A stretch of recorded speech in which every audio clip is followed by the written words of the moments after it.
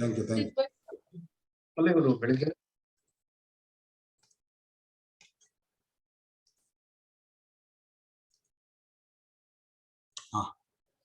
I think you are seeing this Infosys slide. Yes, sir. Sir. Yes, sir. Yes. Yes. Please go ahead, sir. Okay, in my last class, we have discussed at length about a few of the theories, economic theories, which are relevant to my presentation on the corporate evidences. As one of the participants very rightly said, that are a few more economic theories at the macro level could also been a part of this presentation. Yes, I was just thinking about that during my lunch hour. And that's a very good input that I have got. Now, I just have to decide as to how to link it to this kind of a presentation, because it is purely from a business perspective. Let us see, let me see. Okay, now, let me take a few of these examples in order to highlight the takeaways of those theories and its implication on these corporate examples. Infosys, as you know, is a very well-known company which has a slogan by name, powered by intellect and driven by values, and it has got presence across the globe. And why did I take this as an example in the first place? Because we were talking about dysfunctional behavior. Well, there is one outcome of say self-serving behavior called as maximizing compensation for yourself. It so happened in Infosys till 2017, all CEOs of this particular company was with the original 7 engineers who actually promoted. And since there were some, the revenues were falling, in fact, at that point in time, the top think tank thought that maybe if we get someone external, completely new to Infosys, instead of one of the promoters becoming the managing director or the CEO, let us have a neutral viewpoint. Let us bring completely an outsider to the top position. And that's how they brought in Vishal Sikka, who was the first non-Infosian chairman and CEO of Infosys. And soon after he took over,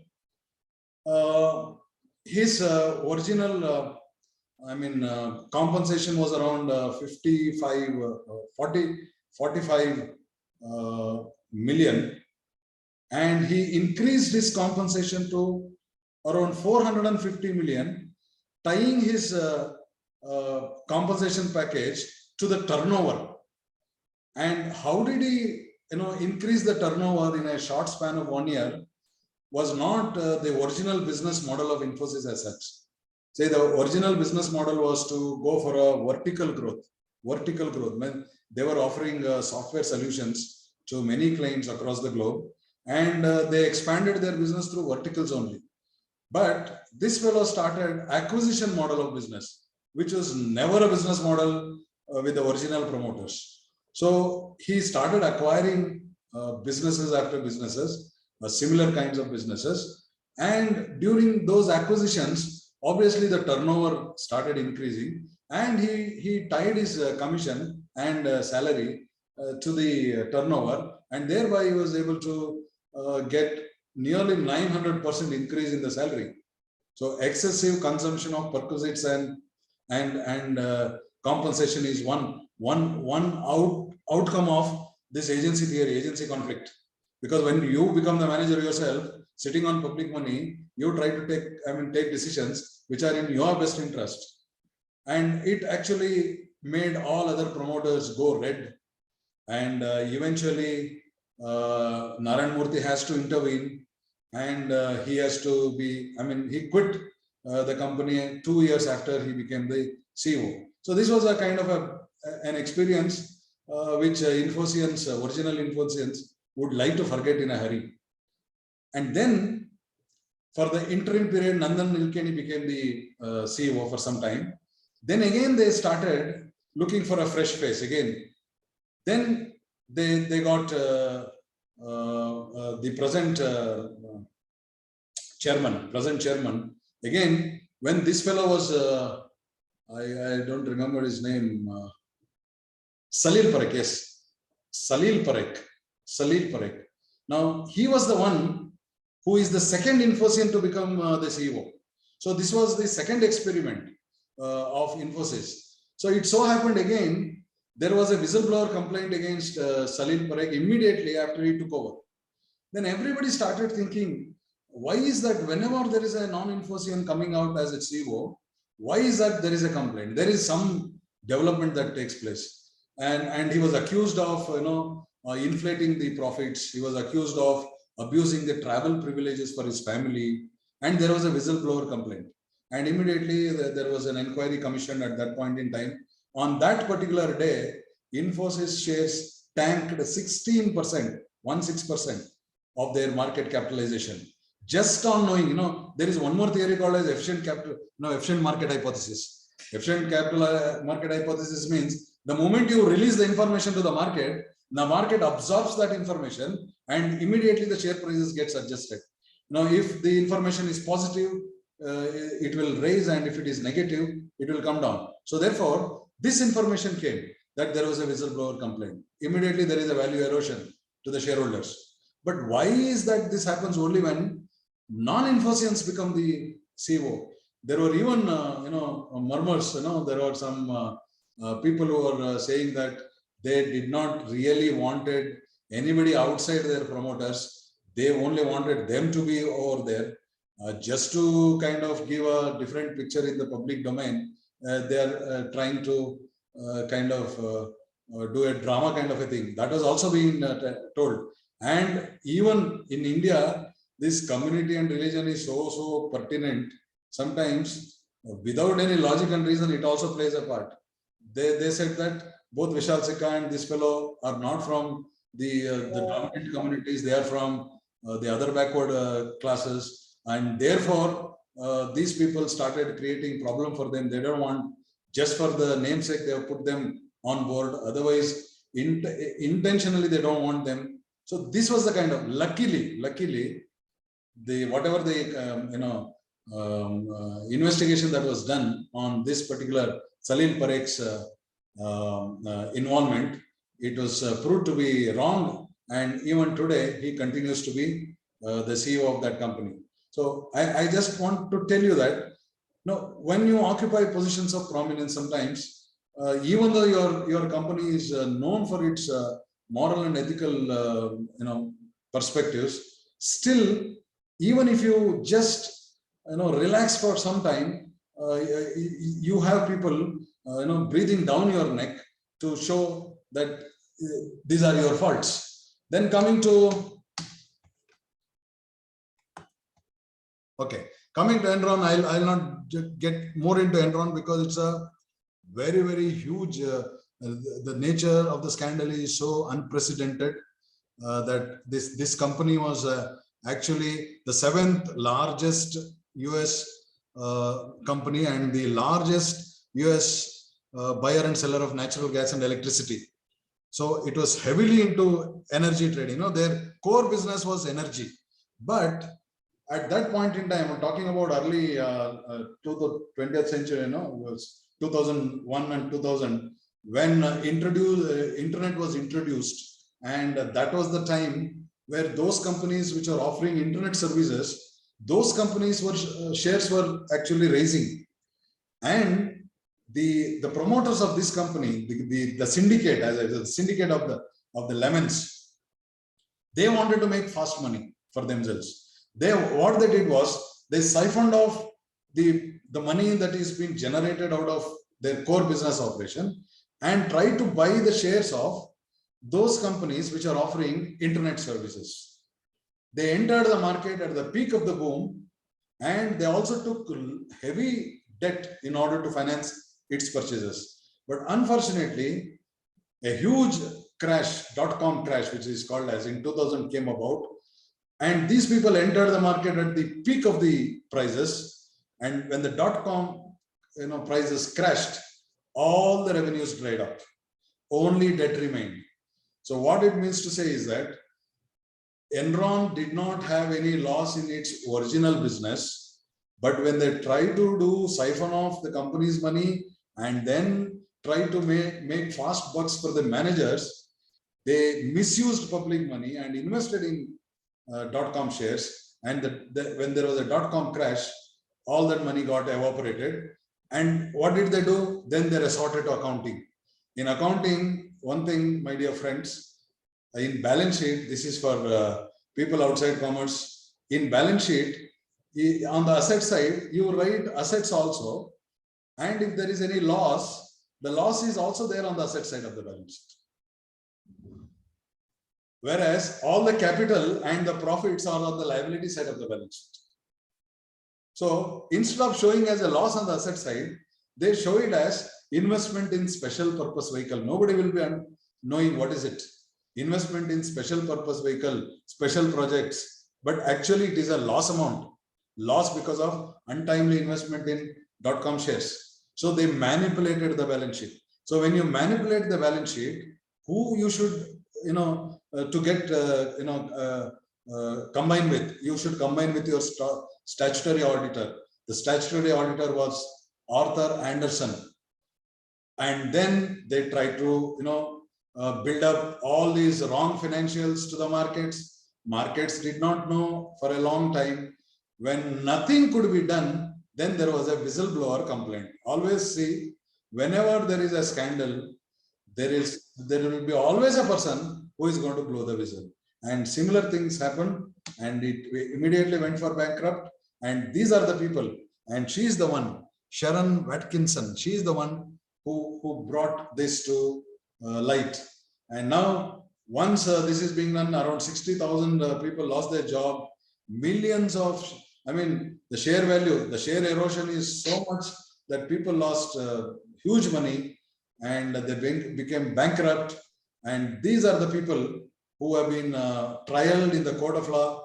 And Ken Lay, who is the kingpin, CEO, he was convicted on 10 counts of fraud and conspiracy. He faced up to 165 years of prison. Now, soon after this, one thing is that with the policymakers, whenever they see some wrongdoing, they will enact law. The legal system will get corrected.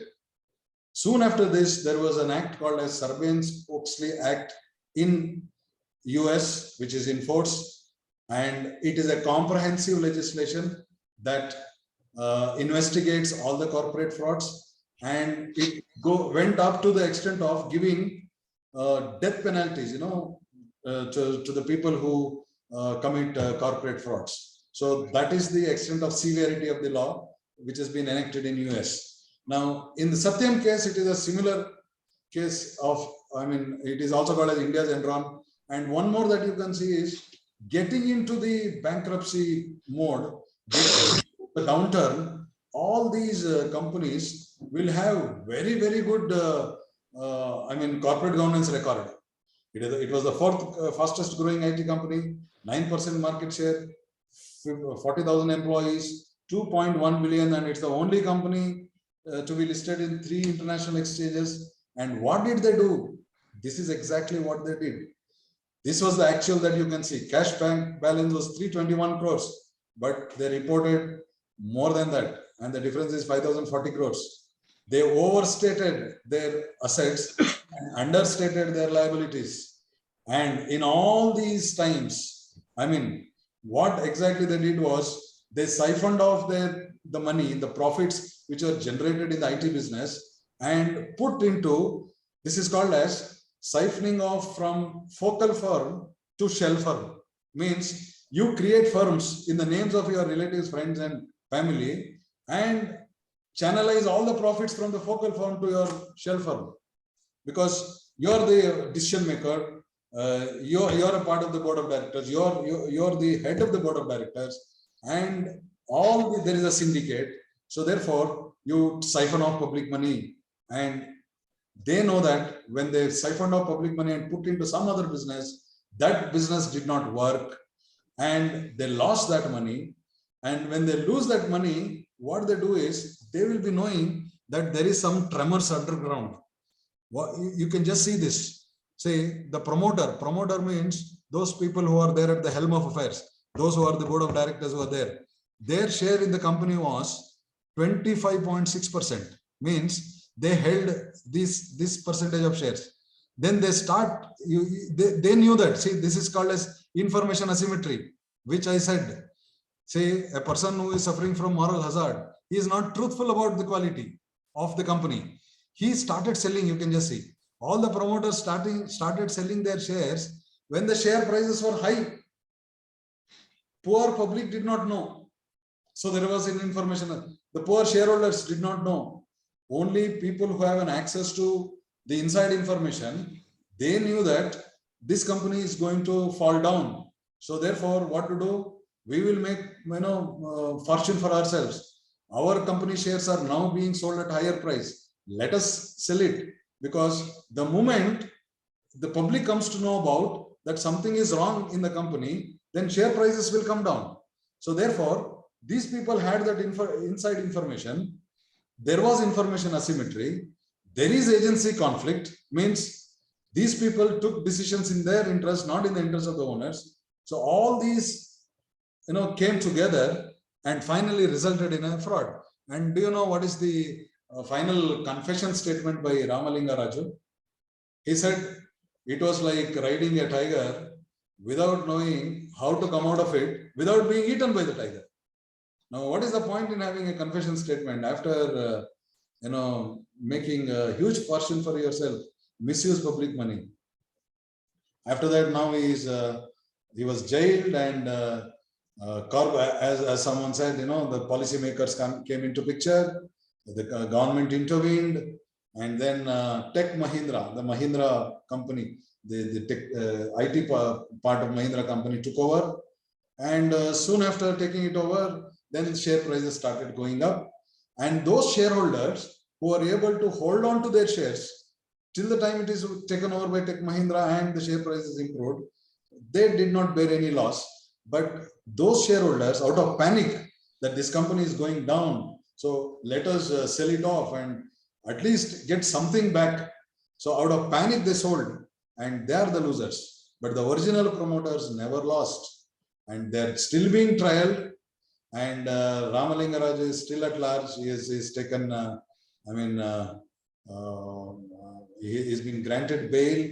And even now the company, the government is contemplating to apply PMLA on him, so that whatever the investment that he made those days on infrastructure, now that those lands have become prominent today in the outskirts of Hyderabad. They are attaching his property worth 6,000 crores now, and it should be seen when the process will be complete. Now this is after 15 years down the line. Now coming to Volkswagen, that's simple examples that I'm giving. I'm giving examples as a violation of agency theory and information asymmetry and contract. See, they abuse their position. They abuse their dominant position, being a director, being a CEO over there. Now this is again another case. Volkswagen.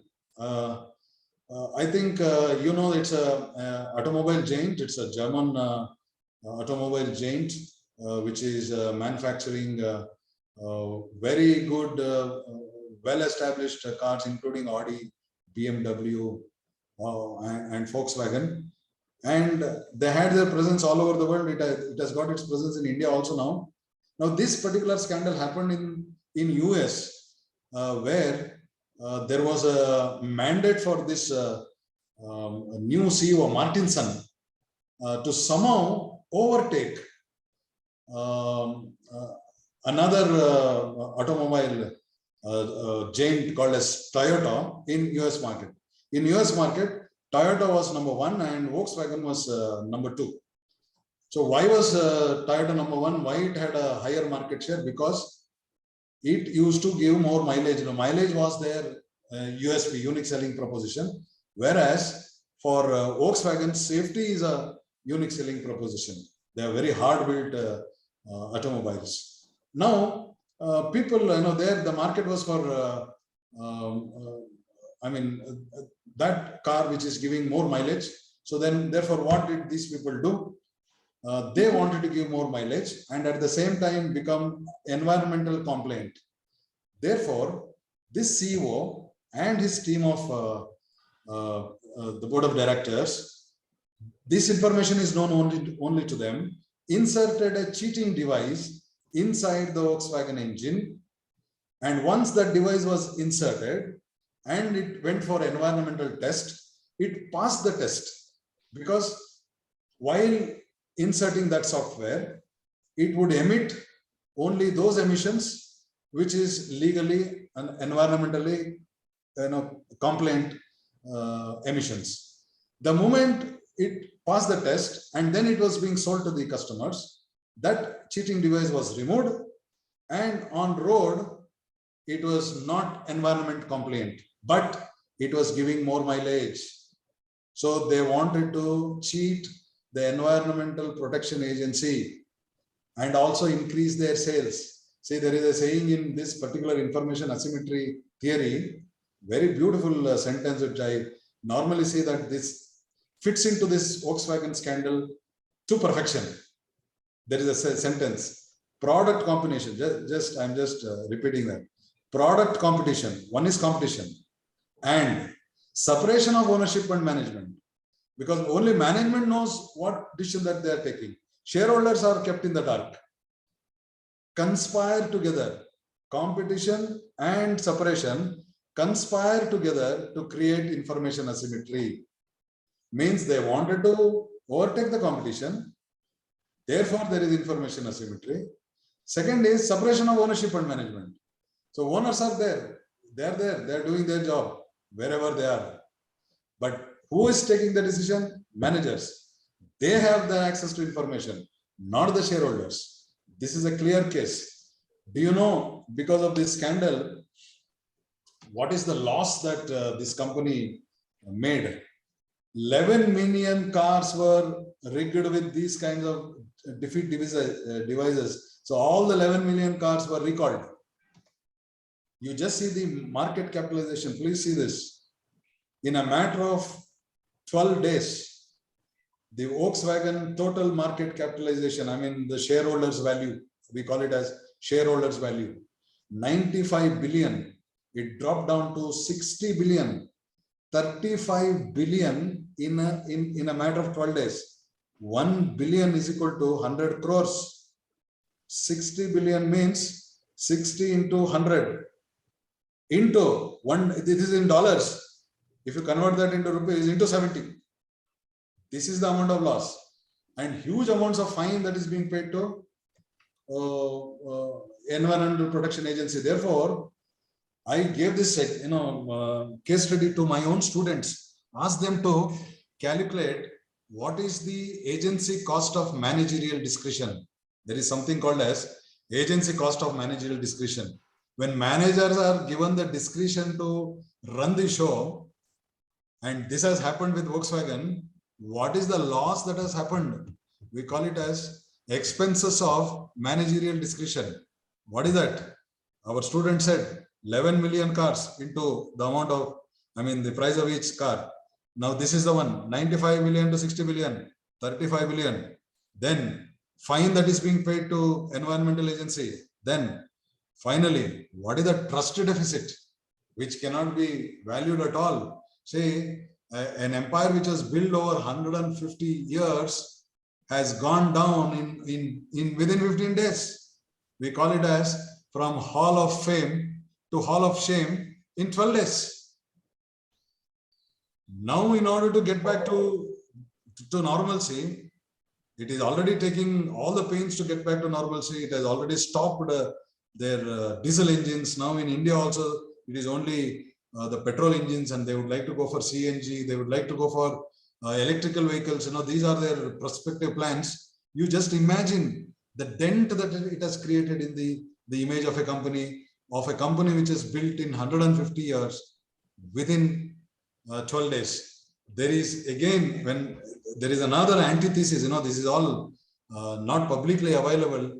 There are people who say that as long as the shareholders were from European countries and Middle East countries and America and South America, when the shareholders consisted of these people from, shareholders from these countries, Volkswagen was going well.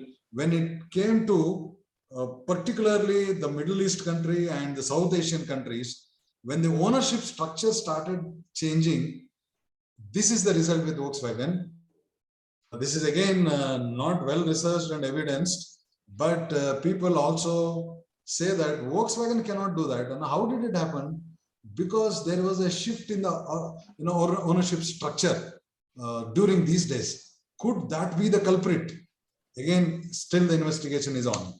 Now, coming to Vijay Mallya, I don't think I need not to tell much about him because it is a typical case of excessive diversification.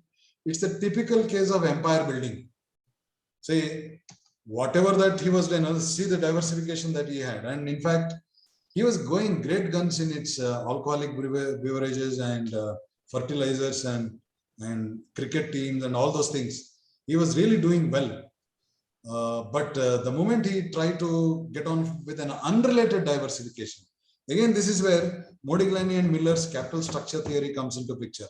He very clearly says, when you go for an unrelated diversification, please use owners' funds, use shareholders' funds, because it will give you cushion, because you are getting into an alien area.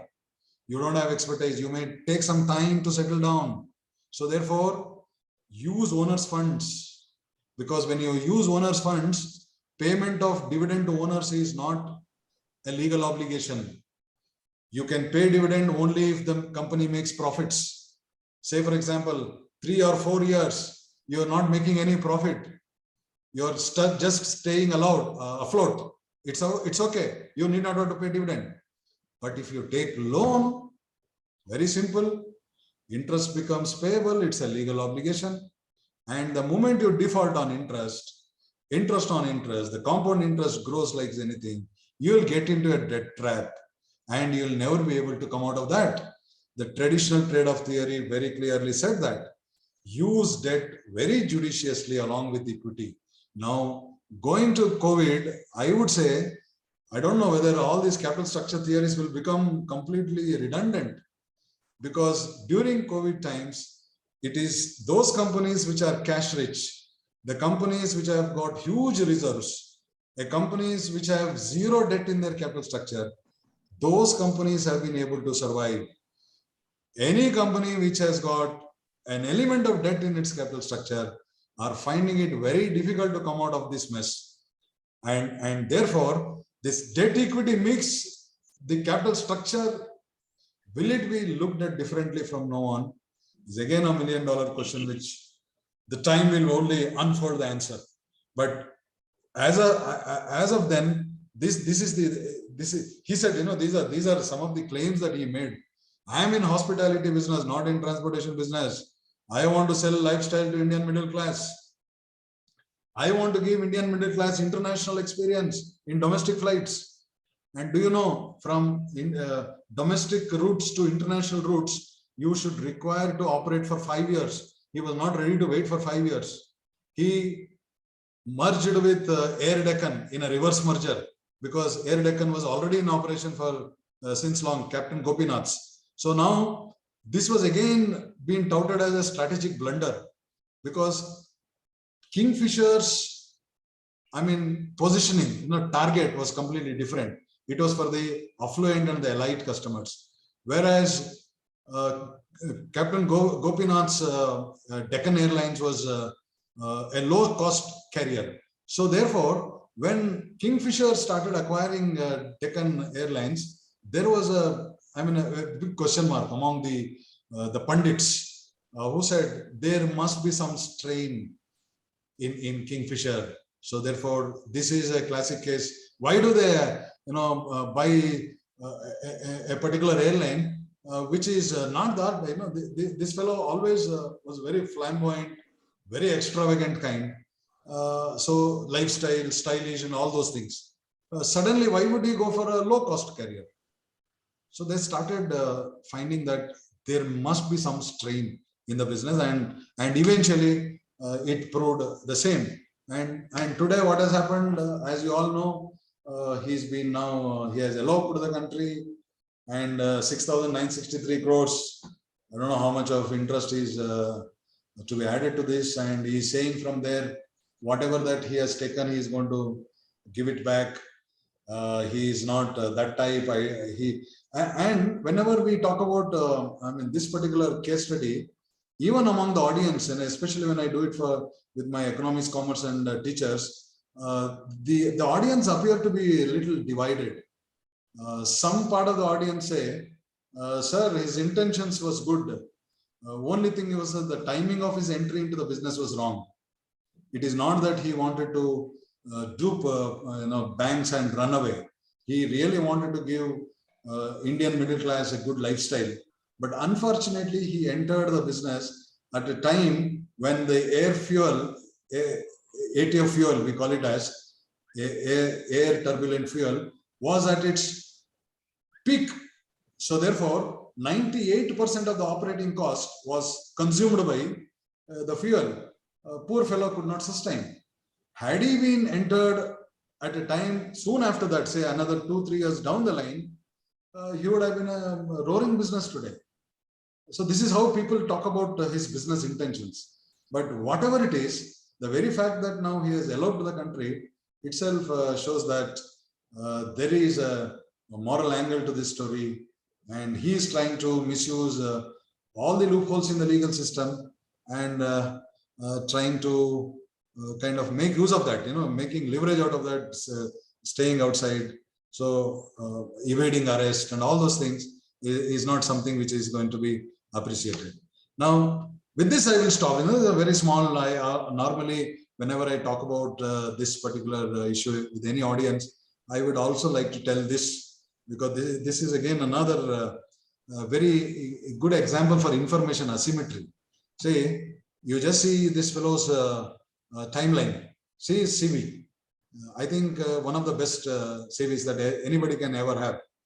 Mechanical engineer, IIT, MBA, Harvard Business, joins McKinsey, becomes MD of McKinsey Company, founded the Indian School of Business in Hyderabad, and then director in Goldman Sachs, director in Procter & Gamble, then philanthropic activities, health, education and business. You can see Harvard, he is a member of Harvard Business School, Kellogg School, MIT, Solon School of Management, University of Chicago, IIT Alumni Association.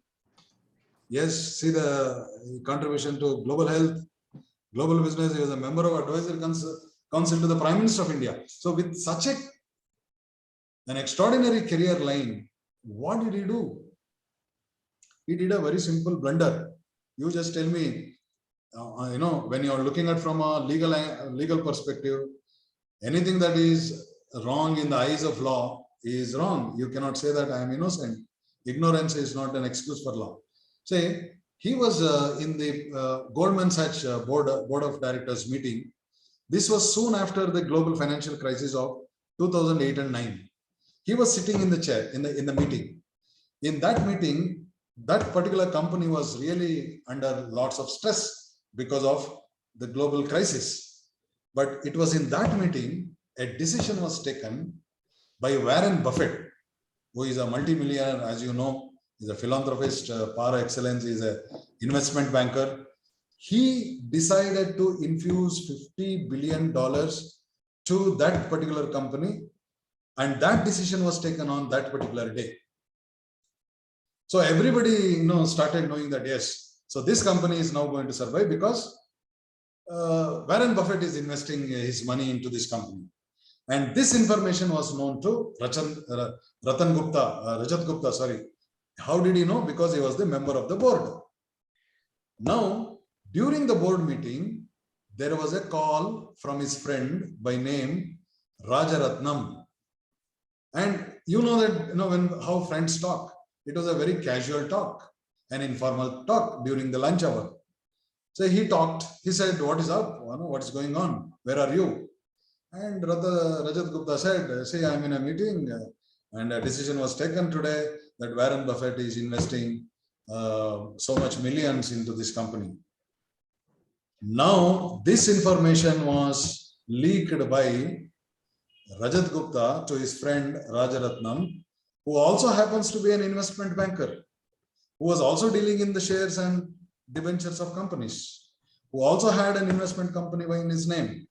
But this information would come to public tomorrow. Say all the decisions which are taken in the board would become public information the day after. But this fellow came to know on the day it was taken through this informal source. And this fellow went to the share market, get into the investing, bought the shares of this company before the end of that day. The next day, this made headlines. Warren Buffett is investing this many millions into this company.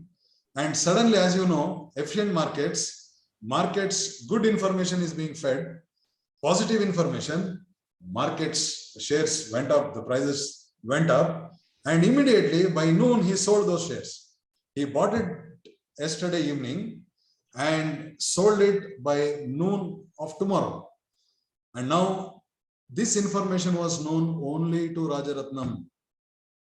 It was made public only tomorrow morning.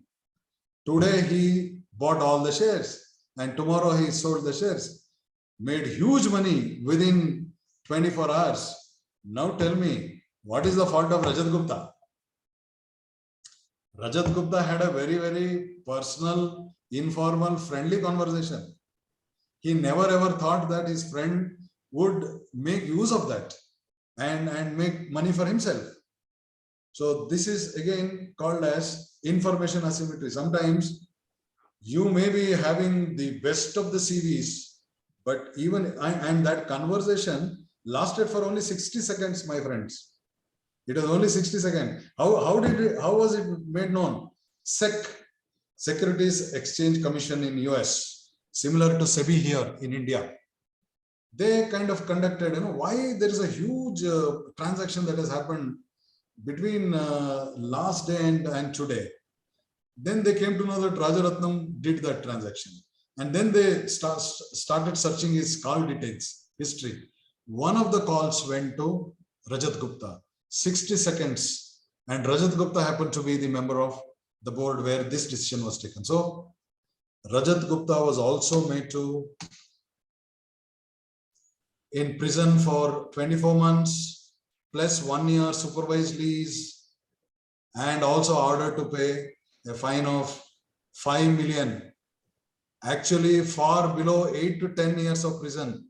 Because of all the good deeds that he has done, his sentence was brought down to 3 years. Otherwise, he would face 8 to 10 years of prison. Sometimes it so happens in our personal lives also, in our professional lives also, certain things we take it a little easily and ended up in some sort of bother.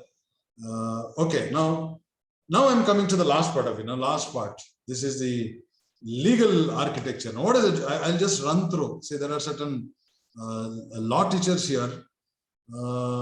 What is law in store for us? Whether law in India is strong enough to arrest this problem of corporate frauds. Okay, say till very recently, till 2013, all the corporate scandals were investigated under 1860 Indian Penal Code. Only in 2013, when a joint parliamentary committee was established in 2008 and 9 by the then government, they wanted to revise Companies Act and enacted the Companies Act 2013, where the definition of fraud was introduced in Companies Act, and Serious Fraud Investigation Office was established in 2013 as a result of a committee which has been established in 2008-9. And then all the frauds were started trialed under this act. And you just look at the imprisonment. You tell me, is it enough? Offense punishable by imprisonment not less than 6 months, but can go up to 10 years. 10 years maximum. Then fine cannot be less than the amount of the fraud, but may extend up to 3 times the fraud amount. In case of, say, Vijay Mallya, if he is done around 9,000 crores of scandal, his fine could be around 27,000 crores. But if the fraud in question involves public interest, the imprisonment shall not be less than 3 years, means 3 years minimum, 10 years maximum.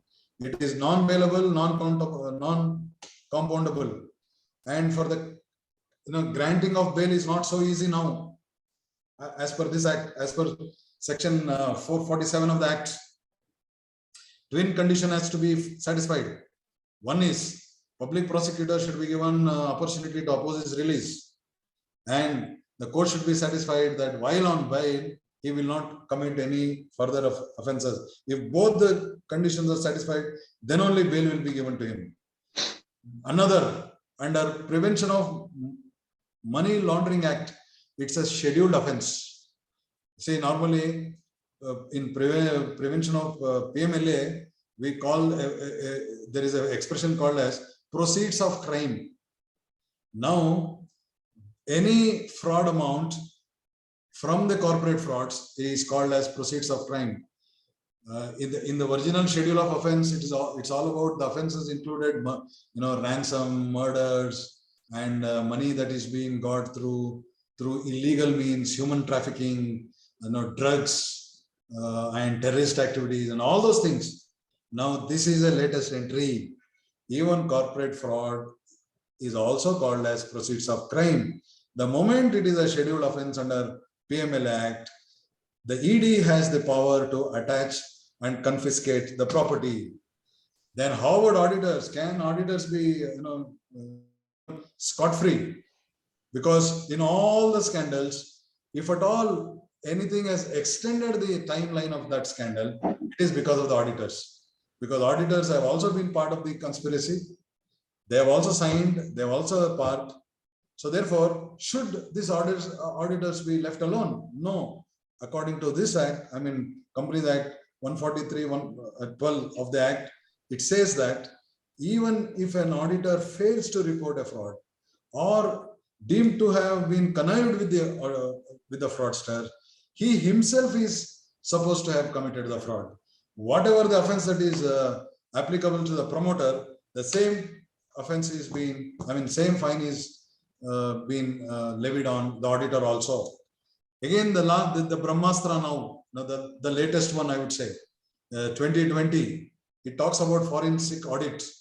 Say anybody, if there is a whistleblower complaint, that or SEBI sumoto, if he smells that there is a scam, it can order for forensic audit.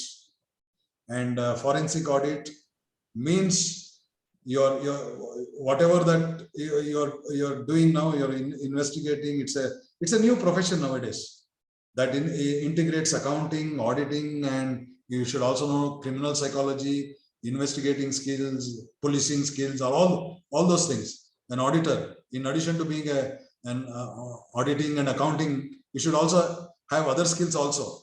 So he will be able to give a report saying that, and that report is final, and that report is suitable for use in a court of law.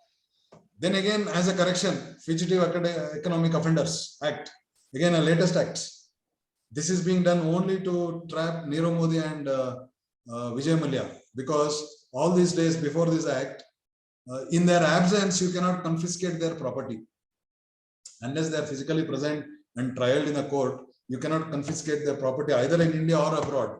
Now, after this act, even if they are not there, if they have been declared as fugitive economic offenders, their property either in India or abroad can be confiscated by the central government as per this act. And another landmark, I would call this as a landmark act, called as Insolvency and Bankruptcy Code, IBC. If at all you happen to read law is always very, very interesting. It all depends on the language and the literature and law. They all come together because the wordings are so, one comma, one semicolon will change the understanding of a judgment. It's very interesting. And now this is a code which has come into picture only to help. See, I will not go to the details of it because I may run short of time. I will just tell you the spirit of this particular code, which talks about, say, you have good intentions to do business, but unfortunately, market is not a very accommodating machine. Just because you are there, it will not give you returns. Sometimes you may have the best of the business ideas, but market may have an altogether different viewpoint. You will not be accepted, however genuine that you are, however good you are, however morally right you are. But in business, sometimes all your plans can go upside down. So therefore, this offers a solution. What is that? In case if you start a business and you feel that, yes, this is not a viable one, then you can approach this code, approach the tribunal, company law tribunal, national company law tribunal. Who can approach? 3 people can approach. Now, there are 3 parties to the business. One is operational creditor, a person who has supplied materials or services to the company and the company has failed to pay his dues on time. Second, financial creditor, those people who have given loan, banking institutions, financial institutions, banks, who have given loan to that business, but the business has failed to make the payment of interest or defaulted on the payment of principal amount. Now, these 2. And the third, the most important one, who can approach, who can say, I will wash off hands, I don't want. Who can say? The promoter himself. The corporate debtor, means the party who has commenced the business can only say, approach company law tribunal. I started this business with a view to do something good, but unfortunately this has become a bad idea, bad business idea. I want to stop here itself, so that instead of putting bad money, good money to chase the bad money, at the very first level itself, you wash your hands, you stop the show. Then what the National Company Law Tribunal will do? They will appoint an insolvency professional.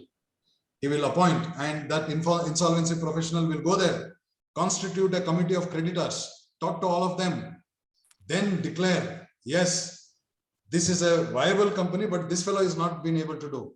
So let us, if there are any takers, any bidders, can another powerful company can take over this company. If that can happen, that resolution will take place. Otherwise, no, there is no way that this business is going to flourish. Therefore, close down here itself, liquidate the company, let the losses be minimized.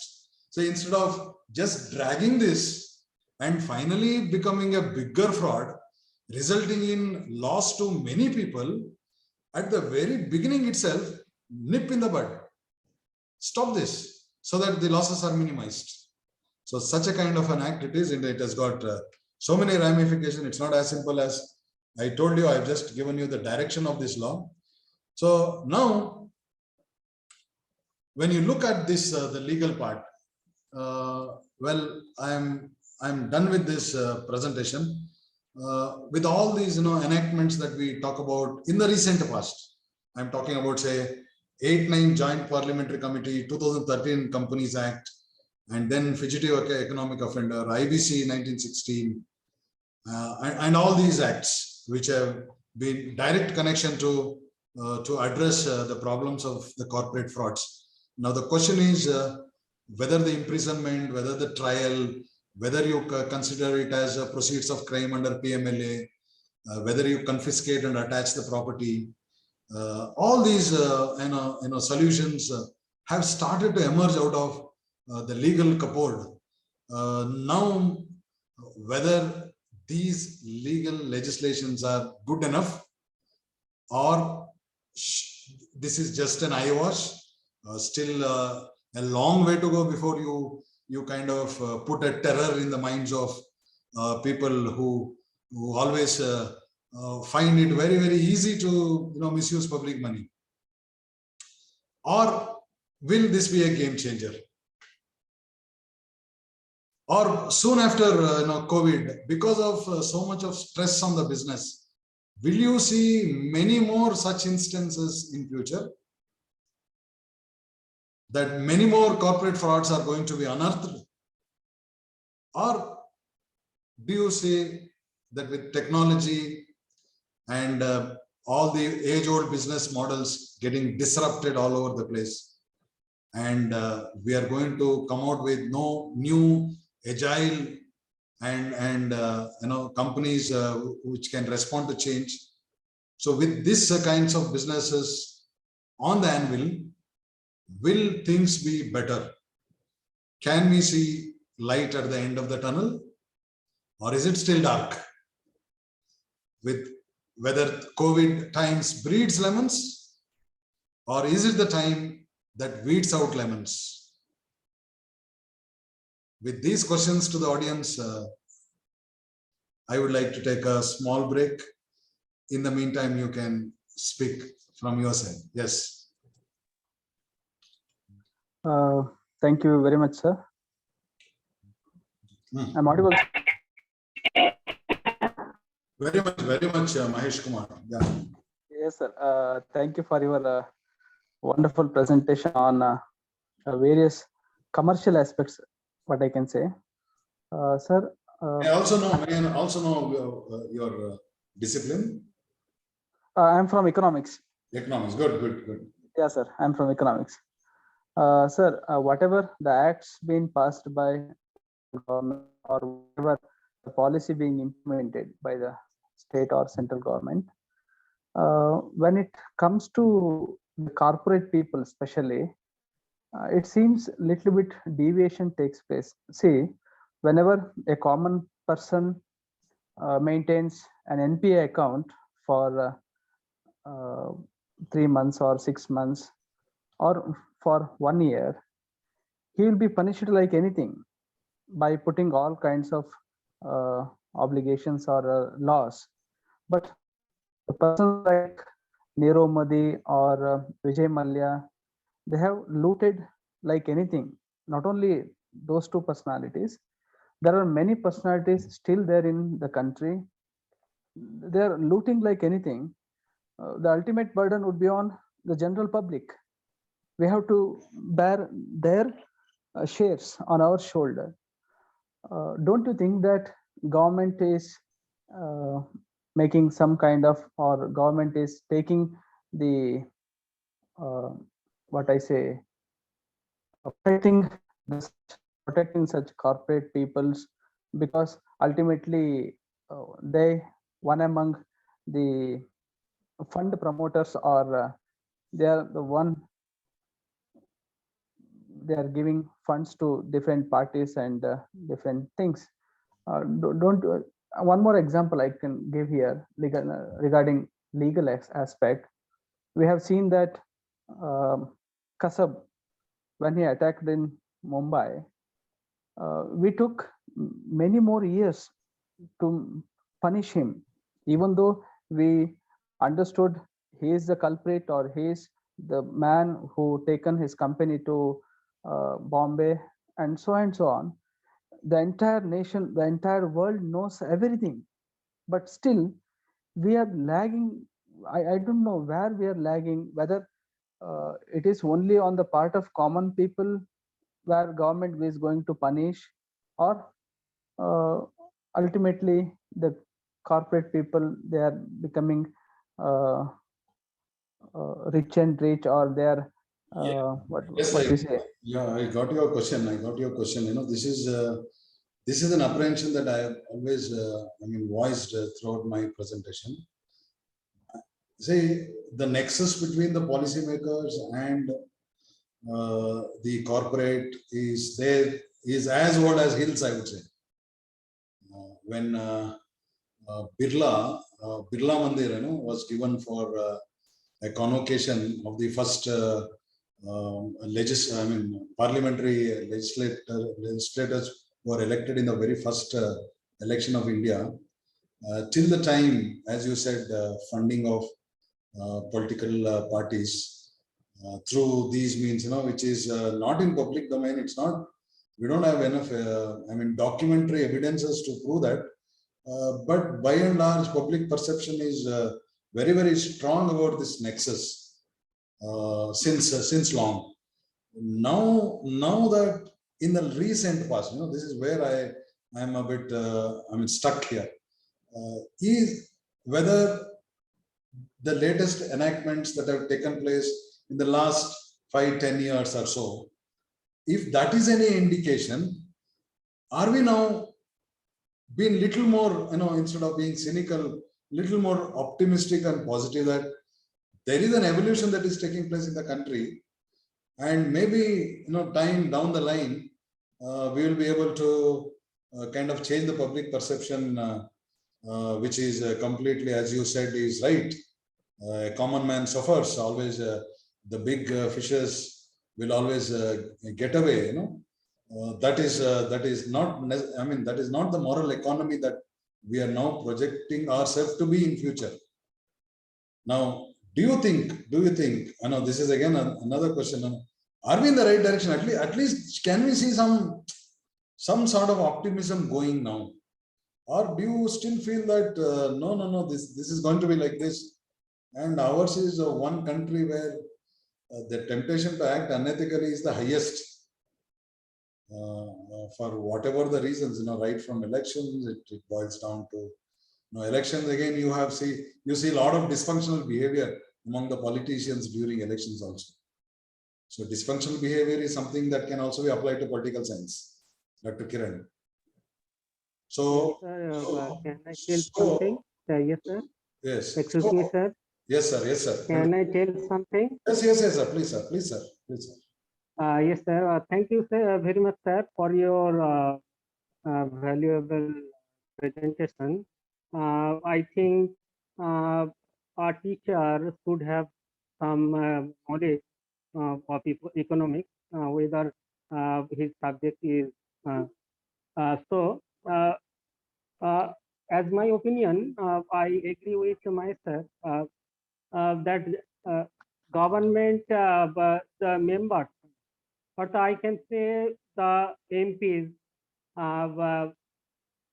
go in the government to general public, but the members or the government sit and work with the corporate leaders. Or so I mean that there are many laws or acts, but government or government members should have mentality to enact them, sir.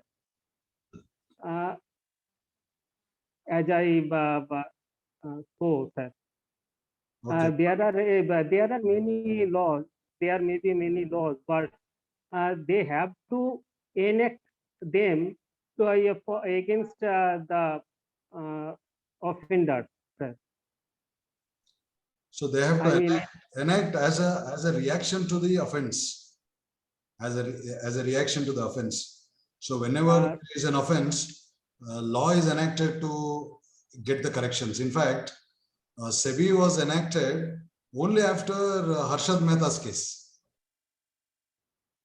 So these are so intelligent people who make use of and abuse the loopholes in the system. Therefore, then all the lawmakers, all the policymakers come together and try to come out and enact the law. And whether the law is given that teeth to punish and see that nobody is gone scot-free. Whether someone asked so far after all this fraud investigation, is there any person who has been convicted and put to bar? Yes, still they are under trial. They are still outside. They have taken bail. Either they have taken bail or they are outside the country, eloped to the country. Yes, sir. How to bring confidence among the public in the system? Mahesh Kumar was telling post lunch that one person or one group of people, honest people cannot make the change. The change should come from the entire society as such. In fact, let me tell you, I'll just give you an example. I did a project for Ministry of Rural Development called as post-project evaluation study of Sansad Adarsh Gramin Yojana. Means in Karnataka and Tamil Nadu, I am the chief consultant, and I studied that in these two states. I found that, let me tell you, just as a result of that, I found that Tamil Nadu's performance in making their village reliant is much more powerful, much more successful than in Karnataka, whereas the Panchayat Act, I mean the spirit of decentralization is very much in place in Karnataka. The decentralization, all the real fruits of development, I mean, whatever the development agenda should initiate from the Gram Sabha. The people, the villagers, they should tell what is to be done. So that is the spirit of Panchayat Raj, decentralization. That is there in Karnataka. In Tamil Nadu, it is not there. In Tamil Nadu, it is the PDO and the collector who decides which developmental activities has to be done. Yes. When that decentralization is not there, there is progress. When the decentralization, the true spirit is there, progress is comparatively less. So India is a country of Sir, the reason behind making of decentralization in the part of government, see, it is nothing but then one or the other easily escaped from the responsibility, isn't it, sir? Yes. And when it is fixed on one fellow, he cannot escape and he'll perform. He cannot escape. He has to perform. He has to live or But this essence of decentralization is again on Karl Marx principle. yes, sir. That everybody is equal. Yes. See, sir. Everyone should have a voice and everybody should play a part in the development process. Yes, sir. The policymakers in the pre-lunch session you have quoted about different economic theories. Dear sir, I have the opinion that whatever the economic theories or policies have been formulated after independence or recent times, they're all on the basis of either the Marxian theories or J.M. Keynes theory, full employment theory, or employment interest and money theory.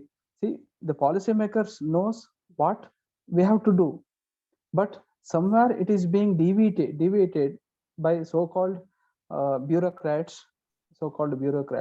See, sir, in recent times, day before yesterday, in Karnataka, we have seen lot many politicians being raided by, I don't say politicians, it is by different officers being raided by IT department.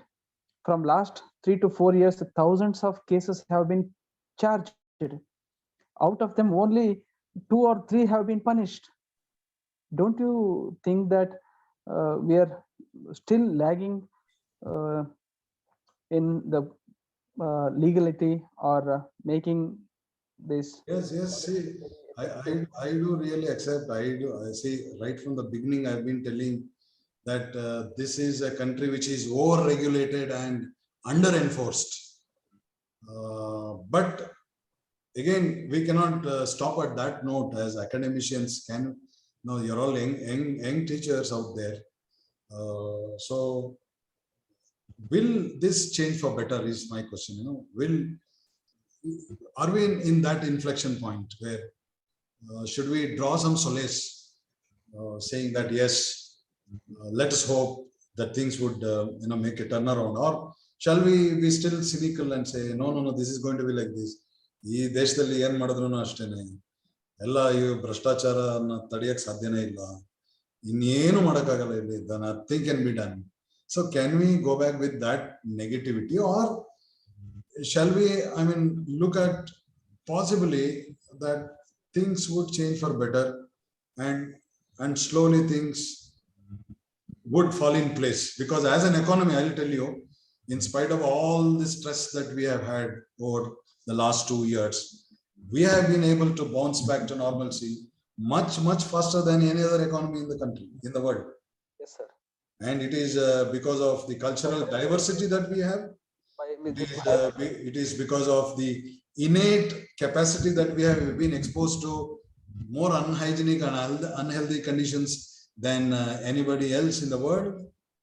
Or is it because of the fact that we have come out of such epidemics in the past successfully, with massive vaccination drives in the past. So history is with us. Whenever we are being pushed to the wall, we have rebounded strongly. So all these makes us a very, very dynamic and very, very progressive kind of a nation that we have. So therefore, when we talk so much of positivity when it comes to economy, why not we also have that kind of a positivity coming to the legal system, the processes that we have, the bureaucracy that you talk about, over a period of time. It will not change overnight, no doubt about that. Whether the trigger of change has been, whether the ignition of change has been put into place is what I optimistically, basically I'm a very optimistic person myself, because the kind of journey that I have had over a period of time in 27 years has always been lots of ups and downs.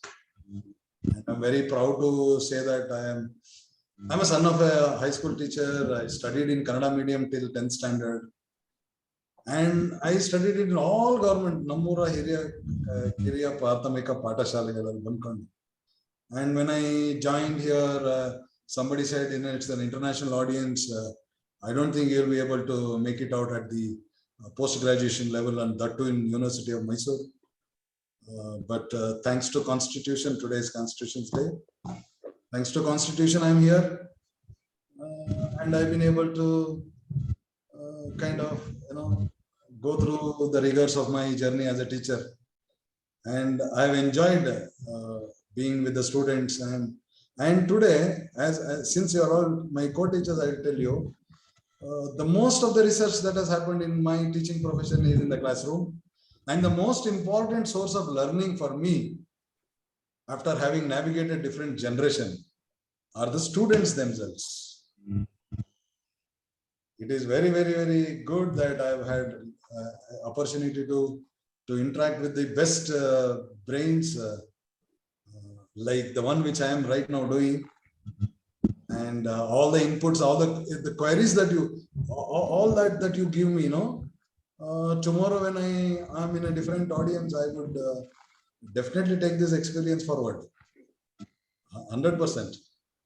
And my idea, the whole idea, I'm coming to the whole idea of this is not to have commentary on the legal system or on the economic theory, but on this. Say, when you are using one or two disciplines in teaching and integrate, can you see? Can you see the slide? No. Okay, now can you see? Yes, sir. Yes. Yes, no, this is the crux of my presentation. I'm coming to the conclusion. Use of more than one discipline. See, I've taken economics, commerce, management, and law. Not in greater detail. I'm just touch points, to make you understand. When you look at corporate frauds, not purely from finance, accounting, HR, no. Look it from economics. Take it to accounting, take it to finance, take it to production. Then go to, say, law.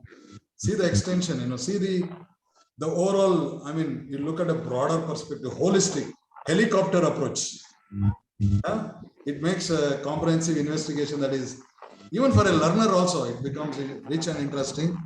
And it will also enable the learners to recognize contrasting perspectives, synthesize, think critically, and re-examine the world. Okay, thank you very much for your patient hearing. And this is my last slide. This is my address. This is my